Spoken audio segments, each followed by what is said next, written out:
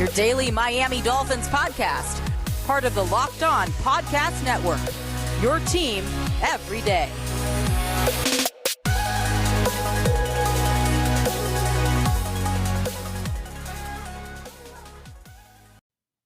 What's up, Dolphins fans, and welcome to another episode of Locked On Dolphins. It is Thursday, September 16th, 2021. We are getting near game day for week 2 of the 2021 NFL regular season. The Dolphins home opener, Hard Rock Stadium, the Buffalo Bills. It's going to be a very, very big game.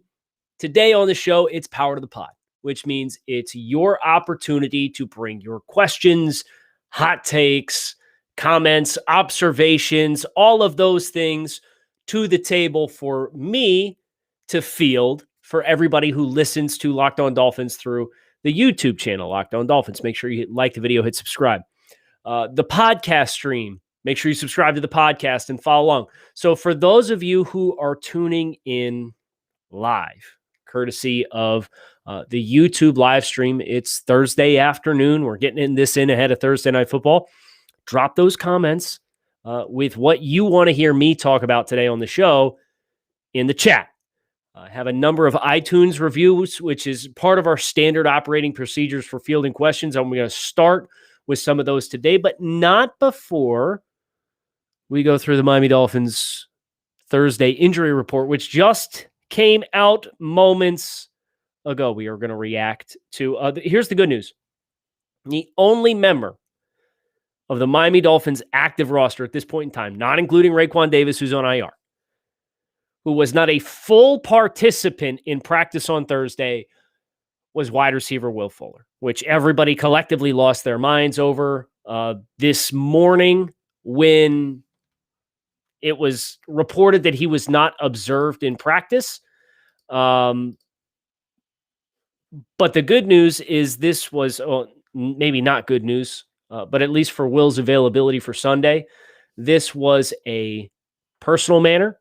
This was not an injury. So Will was not at practice today due to a personal matter, but every other member of the Miami Dolphins was an active participant, including Clayton Fejedelem with a shoulder, defensive tackle John Jenkins with a knee, and I saw the play he got rolled up on Sunday, and we're lucky he's full participant because that looked like it could have been ugly. Wide receiver Devontae Parker with a shoulder, linebacker Landon Roberts with a knee, Adam Shaheen with a knee, Andrew Van Ginkel with a back, and Preston Williams with a foot. Those last three, Shaheen, Van Ginkel, and Williams, were limited on Wednesday, but Thursday, full participants. So that's great news for Miami. As you're gearing up to face the cream of the crop in the AFC East based off of last year's results and outcomes, having everybody available is huge, especially in the wide receiver room, where that's kind of been a big point of emphasis this offseason for the Dolphins. Going to go ahead and fire up some of these iTunes reviews to start, and then we'll shift our gear towards the live stream comments. If you guys are leaving comments, they're not coming through. That's the bad news. I can always head over to YouTube and check out what is up there as well. But at this point in time, unless you guys just aren't dropping any, I'm not seeing any comments. But we've got plenty of reviews of the show on iTunes, including this one from JZW83. Kyle, it is now clear, and this is not my opinion, this is JZW83's opinion. It is now clear that absent a catastrophic injury, Justin Herbert is going to be a better pro than Tua Tagovailoa. I was all in on Tua prior to the draft and continue to think he could be a very good player, but Greer and so on have to take a loss on that one. My question is, why does the Dolphins offense always look so erratic? They obviously make some good plays, but they rarely seem to string together the kind of sequences where you clearly see one play building off the previous play and setting up the next play the way you see from some of the better offenses in the league. You even saw that with the Pats yesterday. It just seemed like just about every snapback, Jones knew where he was going with the ball, and the receiver was almost always open, whereas when Tua takes the snaps, it always seems like the play breaks down immediately and he's forced to improvise. I wouldn't agree with that. or at least the assessment of the Dolphins offense and what it plays out as. Now, I would agree that it was streaky. It was certainly not their most consistent in stringing plays together. But I think the thing that you have to remember, you could use New England in their example with their offensive coordinator and Josh McDaniels, who's been there for a decade. You can think about some of the better offenses in Kansas City and Andy Reid, and Mahomes sat for a year, and obviously he's an elite quarterback, so on and so forth. The Dolphins don't have the kind of continuity and experience to kind of hit the ground running. I think it is without saying that, Miami had some really impressive offensive performances last year. For every game that was the Rams game, there was a Cardinals game last year, and that's just with Tua in the game. I think when you have this much youth and then you also have this much kind of turnover on your coaching, the rhythms are harder to come by. And I think that's why, we continue to see with this regime, some of those growing pains manifest themselves in streakiness, and whether it's a running back and misreads. And I know Chris Kaufman posted the Myles Gaskin misread, which I agree wholeheartedly. It should have been a ball that got tucked up inside, or an offensive lineman or a tight end loses at the point of attack and blows the whole play up. Like, sometimes it's just one guy that can blow the whole play off and get it all off rails. And with so many young pieces and continuously new pieces, I would preach patience here, because they're finding ways to win and mature. And as they get more consistent, I think that continuity will pay dividends for the Dolphins. Finkel is Einhorn 13. Whenever I watch tape on an offensive skill player, there are always situations where the player gets inside the 2-yard line where they can either make something happen and score or be stopped. I feel as though scoring more often than not is an actual translatable skill, and I look negatively on a player if they are never able to find a way to get in. Do you notice this in your evaluation of college prospects, and do you put any weight behind it in ranking players? P.S. Waddle is the guy that finds a way. He did it in week 1. Yes, he did. He made it to the pie line on that foot race. I think this is an interesting this falls more into the bucket of intangibles for me, kind of the non-measured but things that stand out, whether it's their demeanor, kind of that it factor that a lot of people point to and allude to, but you can't really quantify, right? And sometimes you just see a player and you're like he gets the game. And I think Jalen Waddle's a great example of that kind of player. So was excited to see it pay dividends. Obviously, he and Randy McMichael, the only Dolphins players in the first game of their career in Miami to score a touchdown and have over 60 yards receiving. That's great company to be in. Obviously, McMichael is a tight end, one of the more productive tight ends in the history of the Miami Dolphins. Hopefully, Jalen Waddle can go down as one of the more productive receivers in the history of the Miami Dolphins, because that's a good set of company to be in. But Finkel is Einhorn. To answer your question, yes, the intangibles and the it factors is definitely something that I try to take a note of and take inventory of. And those players, like, just finding good players, and good players are often the ones that find ways to make those critical plays happen in critical moments. E-Rock 528. Next question. Love the podcast. While Tua and the offensive line continue to be a work in progress, I feel the bigger issue on offense is the receivers' continued inability to gain separation. This was filed 3 days ago. So after what we saw in week 1, which only saw Devontae Parker and Jalen Waddle catch football. Every game I watch, it seems like every other team's receivers create more separation and in turn provide easier throws for their quarterback. I used to think this was a receiver issue last year, when the addition of Waddle, Fuller, and a healthy Wilson would fix this. While we're only one game in, it seems like nothing has really gotten better. Is this more of a coaching or scheme issue? I would start with this. A one-game sample size is not a healthy sample size to make any observations, right? Especially when it's New England. There's a fine, intimate knowledge of each other's teams. Let's be completely honest. These teams know each other very well. And New England plays a lot of man. They dare you beat them. And I saw on the all-22, a number of double moves on the outside by Wilson that had effectiveness in creating false steps and creating space outside, but it's not really where the plays are designed to go. And I think that's, to answer your question, I don't know, and I'm not going to pretend to know the dynamics of how they're coaching the quarterback to work their progression and where to start their eyes. But we've been through on the podcast a couple of times what those dynamics usually look like. It's either a pure progression, which you start on this route and then you work your way across, or it's a pick a side, which is, well, if it's middle of the field closed, which has a high post free safety, then we're going to work this side of the field with this combination of routes. If it's middle of the field open, which is two high safeties, or we got birds on a fence and they're going to run zero on us, you're going to work this side of the formation and read this combination of routes. So more half field reads to a check down. I can't make any confident statements on separation, but I do know Waddle gets open and Will Fuller will get open.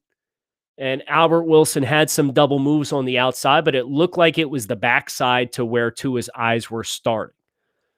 Or Tua's making a pre-snap determination based on the look. There were a couple of times where his eyes started one way, but it seemed as though, and the Savon Ahmed shot down the right sideline was a good example of this. And he got separation on that linebacker, but Tua did put it out of bounds. And Tua would have had to drive it further down the field to avoid the safety who was coming over from making a play on the ball. It was possible for that play to have been a big hitter for Miami with the right trajectory and pace on the ball. But his eyes start left to hold the post safety, and then he hits the back of his drop, and boom, he sets, and the ball is out. So I think there are examples of, and Ahmed ran right past that linebacker on the outside. I'm not worried about the separation or the ability to be dynamic.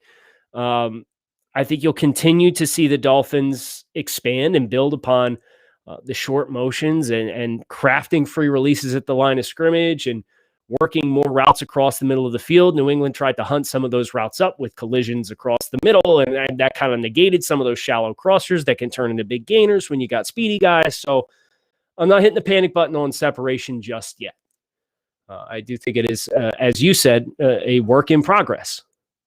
Final observation, seems like Tua almost always throws to his pre-snap read and does not effectively move through his progression. So again, that comes back to, it depends on what they're coaching the progression scale to look like. And I can't speak confidently to that. But I've seen him work progressions and kind of go, particularly when they go high to low.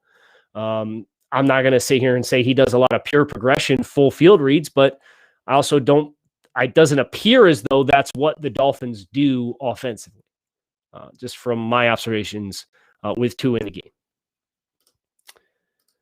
Built Bar is a protein bar that tastes like a candy bar. I hope you didn't think you were going to get through a live stream episode, not have me tell you about our friends over at Built Bar. These things are high in protein, high in fiber, low in calories, low in sugar, and they are good for you. So whether you're looking for something that's keto friendly, something to grab and go, you name it, Built Bar can be it. Put it in your nightstand, put it in your glove box, put it in your lunch box. I don't really care. But it's going to be there for you when you need it, and it's going to be absolutely delicious with 100% chocolate on all of their bars.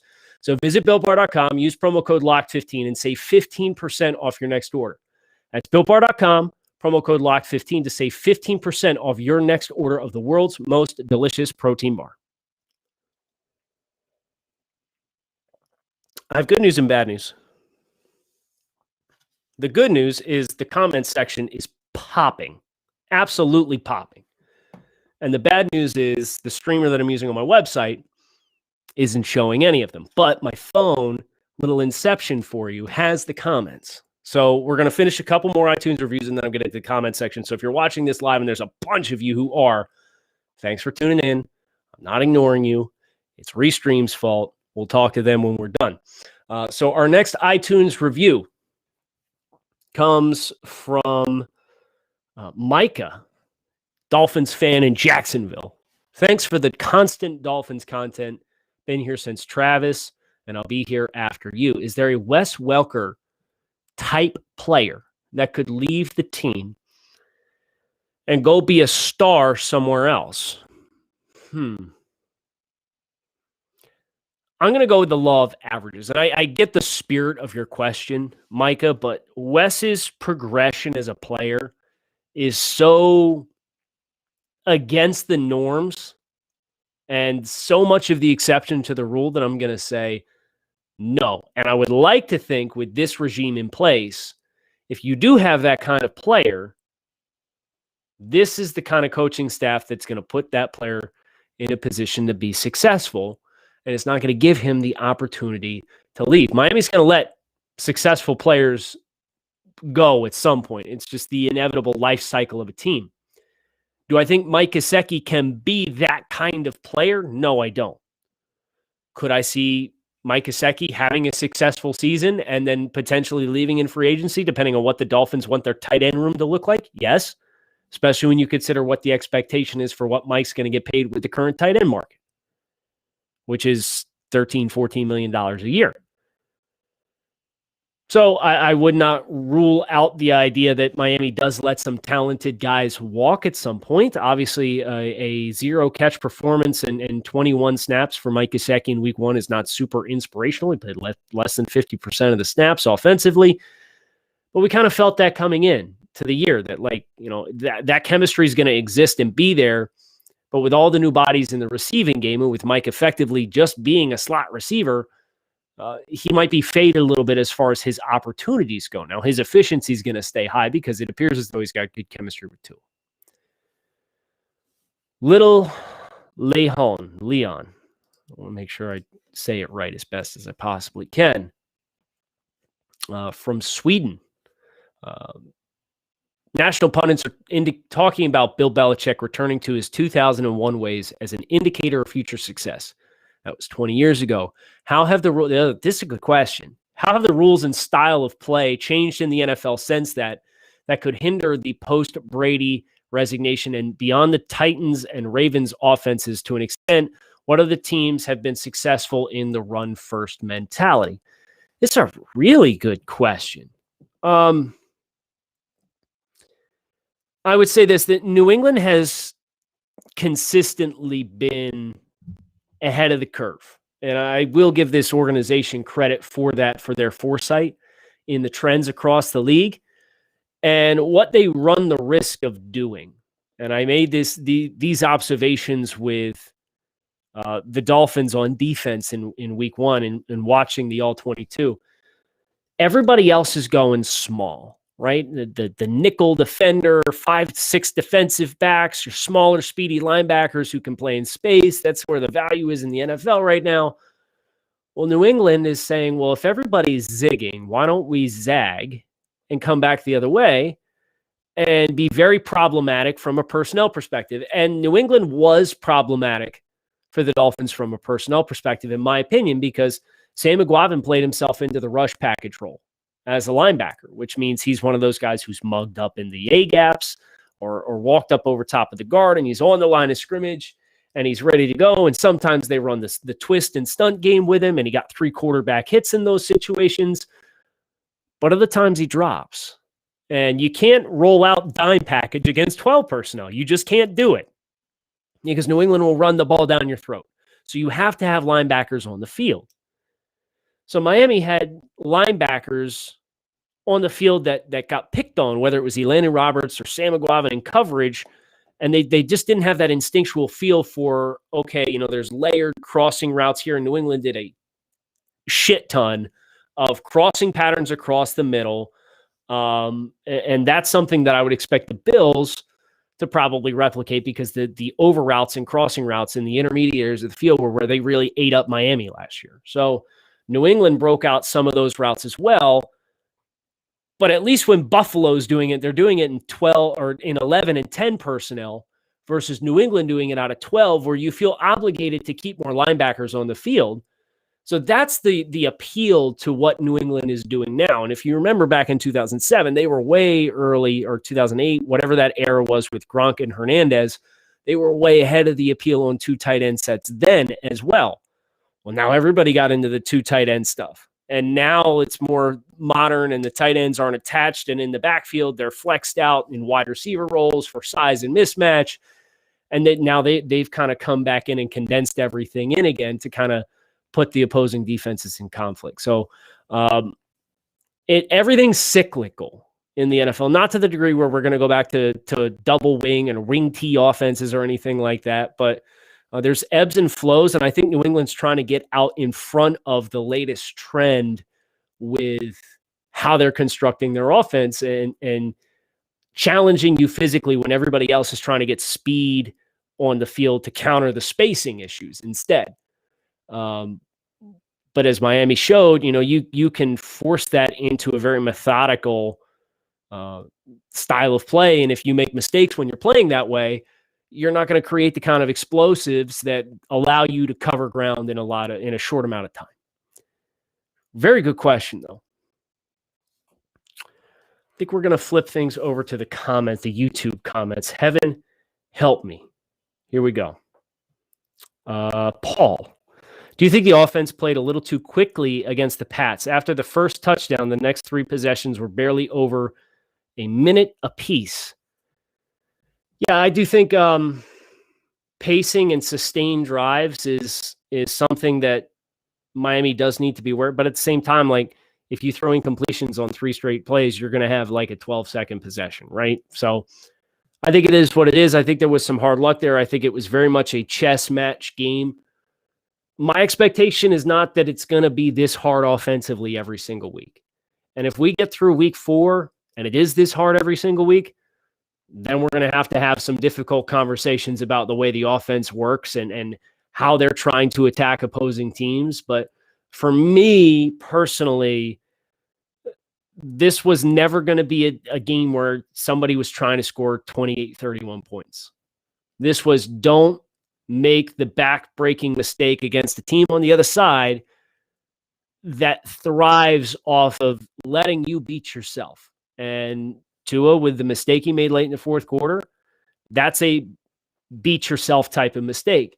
Fortunately, they didn't make the last one. Damian Harris did. And the Dolphins won the football game as a result. So I am aware of how quickly those possessions went and how unsuccessful at times that they were stringing plays together. But I'm not hitting the panic button yet because it is 1 week. It is such a small sample size. So I'm going to take it in stride. I'm going to evaluate what they look like against Buffalo. And I'm probably not going to have any firm opinions on what this offense looks like until after week 3 or week 4 at the absolute earliest. We're back and better than ever. All eyes are on the gridiron. Teams are back for the start of yet another football season. And as always, BetOnline is your number one spot for all of the pro and college action this season. With a new updated site and interface, there are even more odds, props, and contests.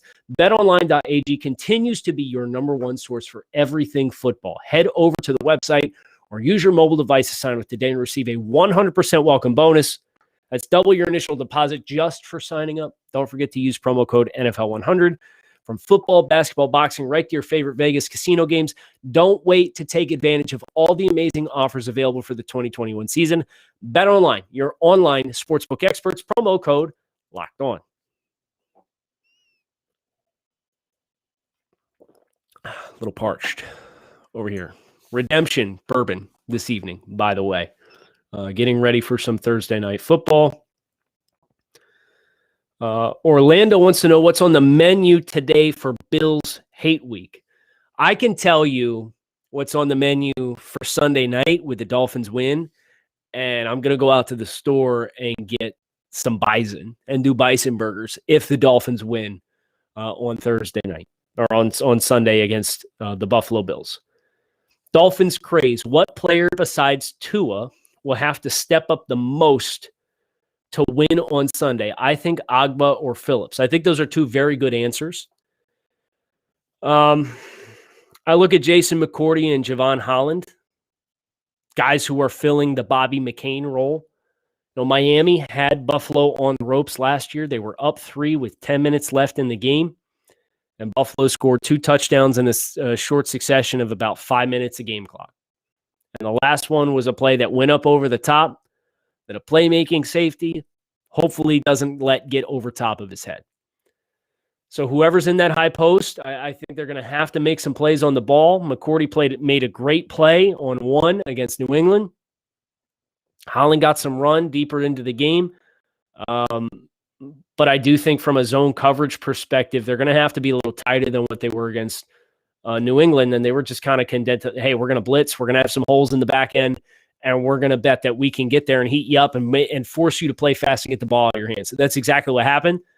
I don't know that you're going to have that kind of success with Josh Allen. So you're either going to need more bodies in zone, or you're going to have pass rushers step up as well. And I think from a pass rush perspective, yes, Phillips and Ogba need to have big games.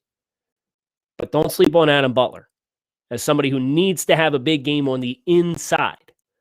I think Butler in some of the stunt game, if they do choose to do some gap exchange type stuff, he can slant and crash into gaps effectively. He can knock offensive linemen off their line and create voids for Christian Wilkins to kind of loop up inside, which I saw on at least one occasion against New England, against some really heavy hitting interior offensive linemen for New England. So Adam Butler is the name that comes to mind, and then whoever's playing in the back end in safety, I think needs to be able to make some big plays.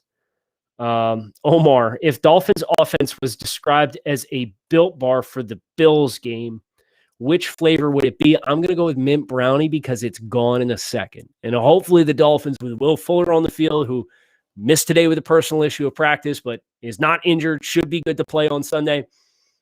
Hopefully they got some explosive plays with Will Fuller on the field, and they are gone in the blink of an eye and into the end zone. So that's a nice little plug for Built Bar, no less. I always appreciate a good plug for Built Bar. Let's see. 23 Dolph fan. When is your next Miami visit? Planning on coming down for any games this year? I'm glad you brought this up. We need to figure out what in the heck we're doing for this giveaway for the Texans game.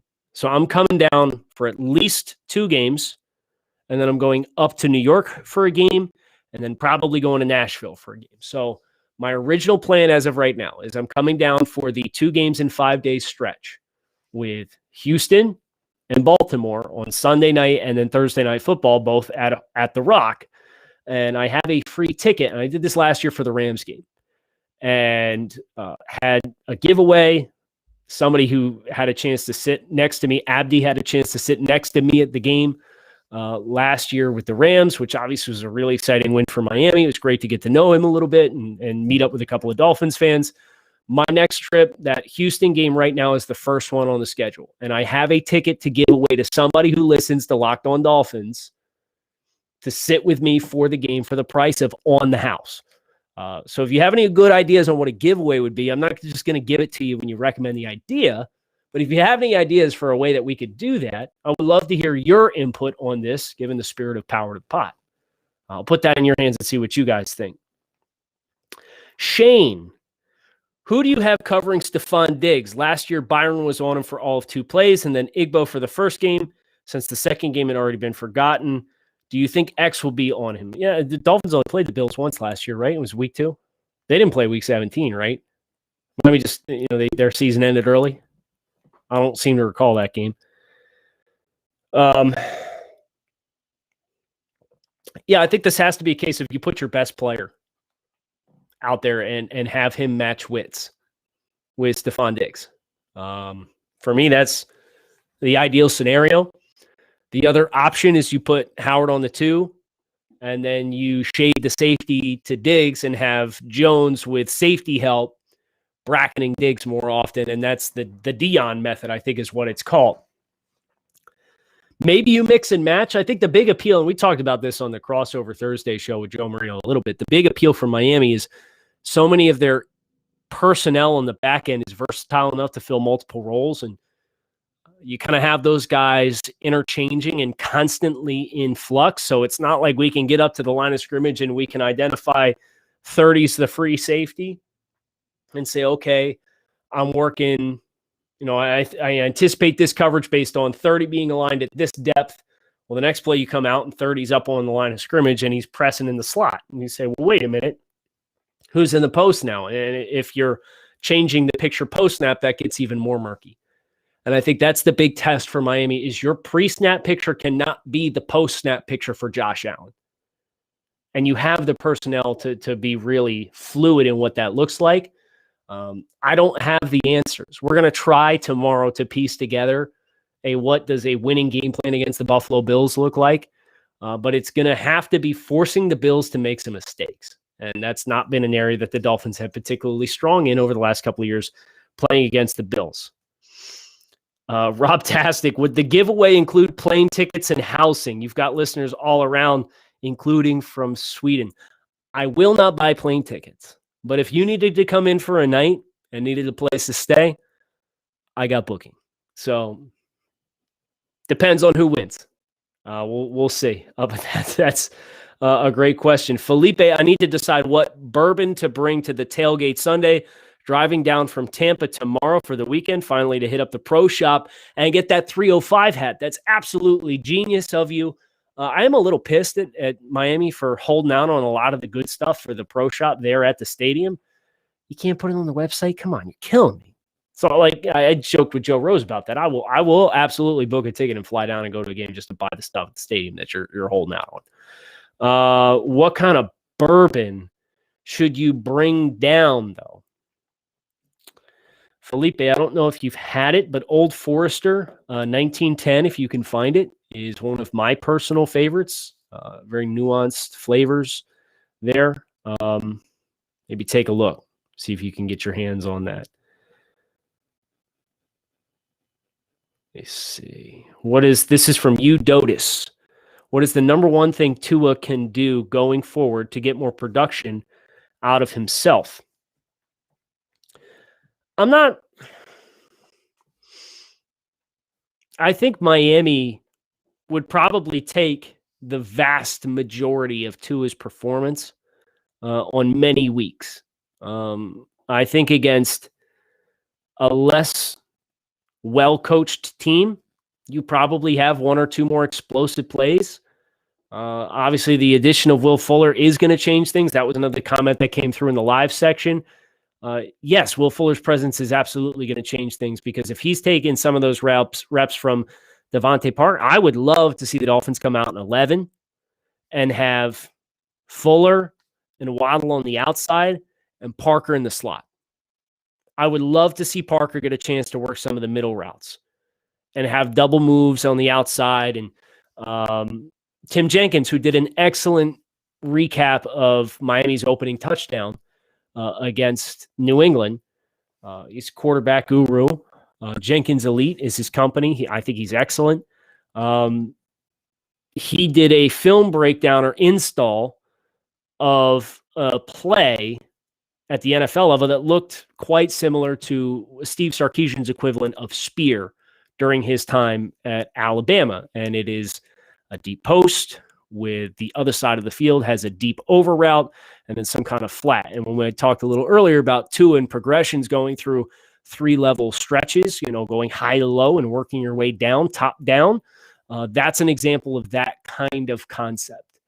And if you have Fuller or Waddle running the post and the other one on the other side running the deep over, what you're really going to do is you're going to put that middle of the field safety.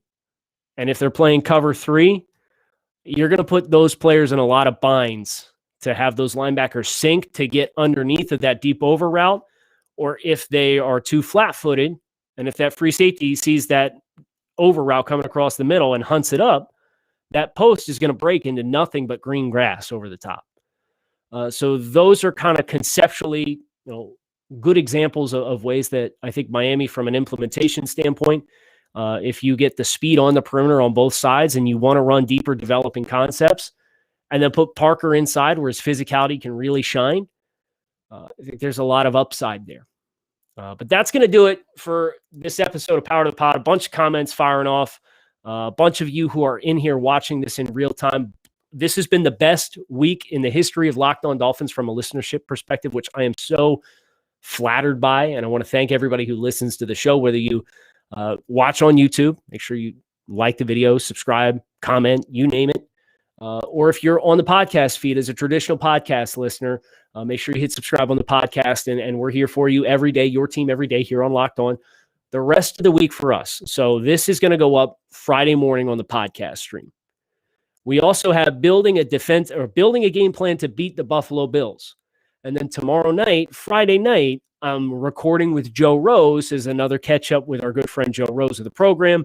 And that will go up on Saturday as a bonus episode on Saturday. So you're technically getting, this is episode 5 of the week plus build a game. You're getting 7 episodes this week, which I'm really excited about. And then we'll probably record the post-game episode Sunday night. That'll go up Sunday night.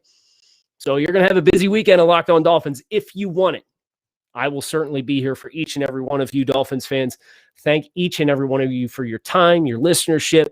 Fins up. Keep it locked in right here on Locked On Dolphins.